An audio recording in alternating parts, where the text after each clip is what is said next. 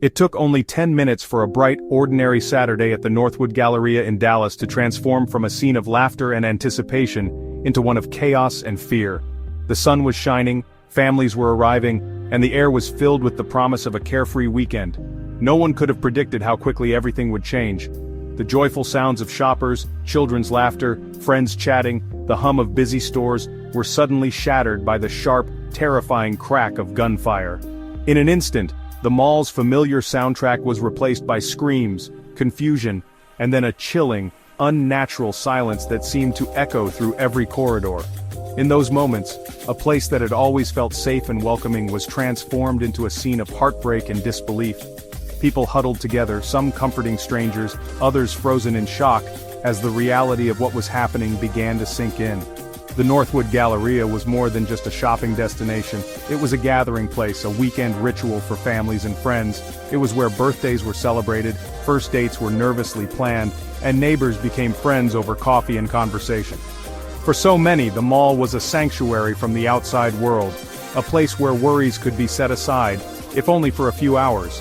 No one imagined that this haven would become the site of tragedy, forever altering the memories held within its walls.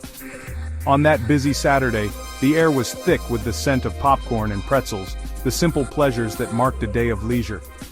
These ordinary details, once comforting, would become haunting reminders for those who survived, forever linked to the moment when everything changed. The first desperate 911 call came from a 7-year-old girl, her small body trembling as she hid beneath a clothing rack. Her voice, barely above a whisper, carried a message of terror and hope, alerting the world outside to the nightmare unfolding within. In the darkness, her courage shone like a beacon. Even as fear threatened to overwhelm her, she found the strength to reach out for help, becoming a symbol of resilience in the face of unimaginable fear. That day, the music truly stopped. The melodies that once filled the air were replaced by silence and sorrow.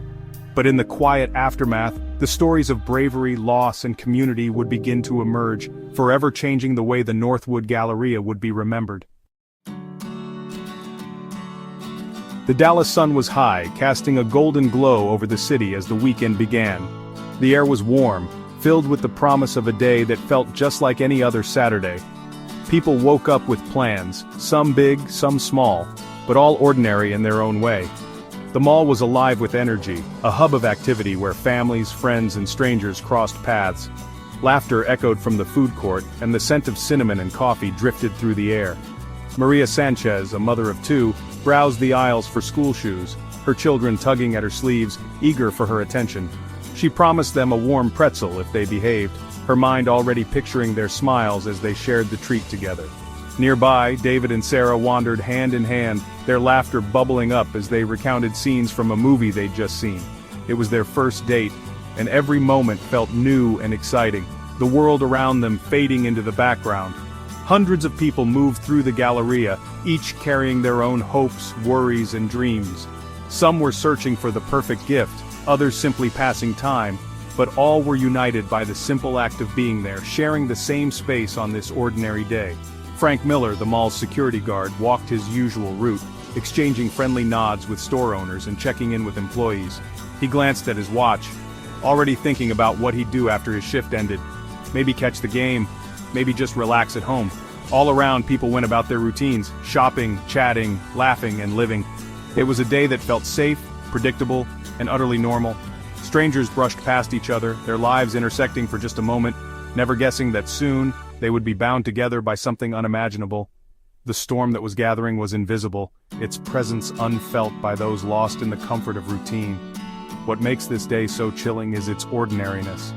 It could have been any mall, in any city, filled with people just like us, people who never imagined that their lives could change in an instant. In a single heartbeat, the mood would shift, conversations would stop, laughter would fade, and every plan would be forgotten as reality crashed in. The tapestry of everyday life, woven from countless small moments, was about to be torn apart, threads unraveling in ways no one could have foreseen. No one saw it coming. The faces in the crowd, so full of life and expectation, had no idea that everything was about to change forever. The day was set for tragedy, a day that began like any other but would be remembered for what it became. Elliot Greene was a quiet, unremarkable figure, 34, living alone, working a data entry job from home. His days blurred together in the same small apartment, the glow of his computer screen his only constant companion. He rarely spoke to anyone, his voice echoing off the walls only when he muttered to himself. The world outside his window seemed distant, almost unreachable, as if he were watching life unfold from behind thick glass. Neighbors barely knew him. He moved through life invisible.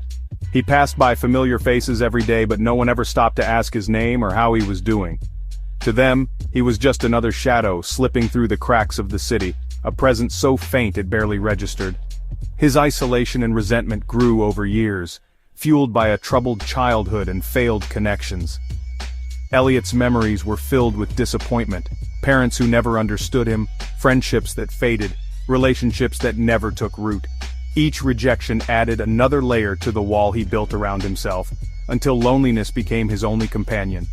Online, he found dark communities that amplified his anger. In anonymous forums, he discovered others who shared his bitterness, who blamed the world for their pain. The internet became his refuge and his echo chamber, a place where his darkest thoughts were not only accepted, but encouraged. In the weeks before the attack, he quit his job, sold his belongings, and legally bought weapons, red flags no one saw. He moved through these final preparations with a chilling sense of purpose, each step bringing him closer to a decision he believed was inevitable. No one noticed the sudden changes, the emptying apartment, the resignation letter sent without a word. He spiraled downward in silence, planning a final, terrible act to make the world notice him. Alone in his empty apartment, he scribbled notes and mapped out his intentions, convinced that this was the only way to leave a mark on a world that had ignored him for so long. On that Saturday, he parked at the Galleria, blending in with the crowd. The sun was shining, families laughed, and shoppers hurried past, unaware of the storm that was about to break. Elliot moved with a calm, practiced detachment, his face unreadable. He carried a duffel bag, unnoticed. Security cameras caught only a glimpse of him, just another man with a bag, lost in the flow of people. No one gave him a second glance. No one sensed the danger he carried. No one could have known the darkness he brought. The crowd moved around him, oblivious to the pain and rage simmering beneath his calm exterior. In a place built for joy and connection, he felt more alone than ever. He was a man in the shadows, about to step into the light in the worst way. For years, he had been invisible, but now, in a single devastating moment, he would force the world to see him. The ordinary masked the extraordinary danger. His plan was set. The community was unsuspecting, their lives about to be changed forever by a man they never truly saw. What drives someone to such violence? For Elliot Greene, it was a tragic mix of untreated mental illness, isolation, and resentment. He saw the world as hostile, his failures as proof he didn't belong. Online echo chambers fed his anger, convincing him violence was justified. Recent setbacks, a failed investment, a missed promotion became catastrophes in his mind. He craved significance, deciding if he couldn't be known for good, he'd be known for something terrible.